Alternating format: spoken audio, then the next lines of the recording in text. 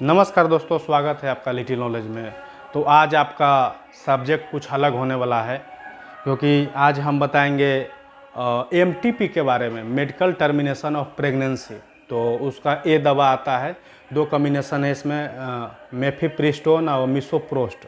मतलब कि बच्चा को आउट करना, प्रेगनेंसी को ख़त्म करना। तो ये दवा के बारे में आपको लास्ट में बताऊंगा, पहले आप एमटीपी के बारे में जान लें।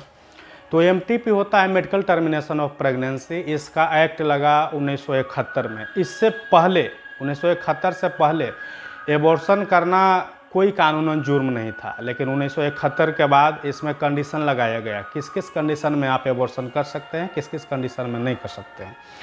तो कंडीशन ये है कि सबसे पहले 20 सप्ताह से कम वाले बच्चे को आप अभी भी एबॉर्ट कर सकते हैं, लेकिन उसके पीछे भी कंडीशन होता है। कंडीशन क्या है? आपका नया नया शादी हुआ है, आप परिवार बनाने योग्य अभी काबिल नहीं हुए हैं, आपकी उम्र कम है, गलत तरीक़ा से प्रेगनेंसी रुक गया है, या कभी कभी कुकर्म के द्वारा प्रेगनेंसी रुका है। कुकर्म क्या है? अब जैसे कि किसी को रेप कर दिया गया, उसमें प्रेगनेंसी रुक गया, उस समय आप कर सकते हैं। या कम उम्र की बच्चियों को, अनमैरिड बच्चियों को, विडो को, या कुछ वैसे महिलाएं जिनका पति बाहर रहता हो, गलत तरीक़ा से प्रेगनेंसी रुका है, तो वैसे समय आप इसको प्रेगनेंसी को टर्मिनेट कर सकते हैं 20 सप्ताह से पहले। 20 सप्ताह के बाद भी आप प्रेगनेंसी को टर्मिनेट कर सकते हैं, लेकिन इसके पीछे भी कंडीशन है। जैसे कि पेट के अंदर पल रहे भ्रूण का कोंजेनाइटल एनोमेलीज हो। कोंजेनाइटल एनोमेलीज मीन्स जन्मजात विकृतियाँ। जन्मजात विकृतियाँ मीन्स किसी का हेड नहीं बना हो, किसी का पेट नहीं बना हो, किसी को स्पाइना भी फीडा हो, एनेंसेफेलस हो, वगैरह वगैरह कंडीशन बनता है। या फिर फीटस पेट में डेथ कर गया हो। इस कंडीशन में 24 वीक के बाद भी आप टर्मिनेट कर सकते हैं डॉक्टरी सहायता के साथ में।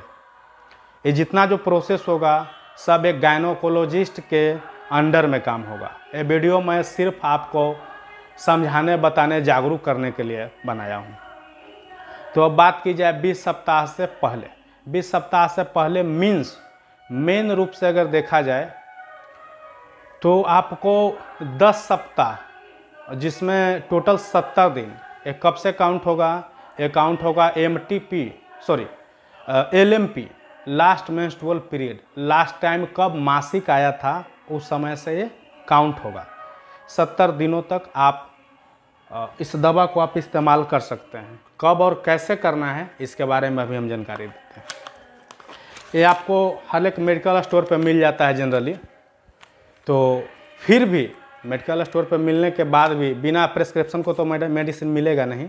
फिर भी एक गायनोकोलॉजिस्ट के अंडर में रह करके ही ये काम करना है। तो इसमें होता है आपका 5 टैबलेट। 5 टैबलेट है, जिसमें एक जो फर्स्ट टैबलेट है जो गोल टाइप का रहता है, ये है आपका मेफिप्रिस्टोन। ठीक है। तो ये दवा करता क्या है आपको प्रेगनेंसी में?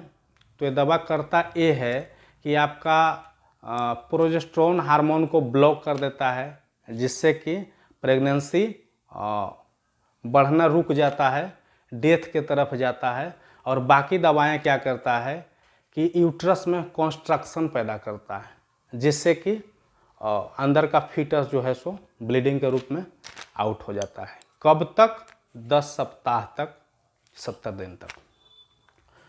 तो मेफिप्रिस्टोन एक टैबलेट गोल वाला, इसको अगर आज खाते हैं, जनरली कोशिश करना चाहिए कि रेस्ट पीरियड में दवा को लेना चाहिए। तो रेस्ट पीरियड हम समझते हैं कि रात के 10 बजे के बाद, जब खाना खा करके, हल्का खाना लेना है, खाना खा करके सोते समय पे एक टैबलेट ओरली खिला देना है, हल्का भोजन के साथ में ओरली खिला देना है। उसके बाद में आज अगर रात के 10 बजे खिलाए तो कल मतलब नेक्स्ट डे किसी तरह का कोई मेडिसिन नहीं, 24 घंटा तक। ओके।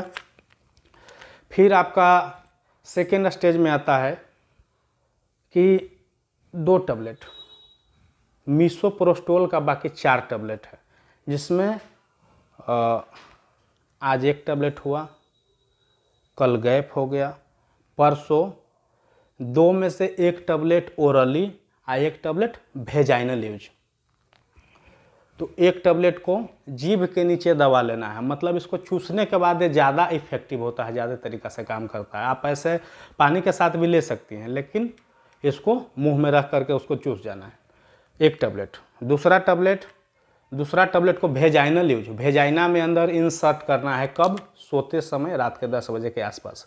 अब सोते समय यहाँ पे हम क्यों बार बार वर्णन कर रहे हैं, इसलिए कि सोते समय आप रेस्ट पीरियड में रहते हैं। वेजाइनल टैबलेट यूज करने के बाद में प्रॉपर वे में ये काम कर पाएगा। अदरवाइज अगर दिन में आप लेती हैं तो दिन में व्यक्ति एक्टिव होते हैं, काम वगैरह करते रहते हैं, कपड़ा धोना, आटा गूंदना, तो ऐसे में क्या होता है कि वेजाइनल टैबलेट बाहर निकलने का ये होता है, जिससे कि प्रेगनेंसी एमटीपी क्लियर नहीं हो पाता है।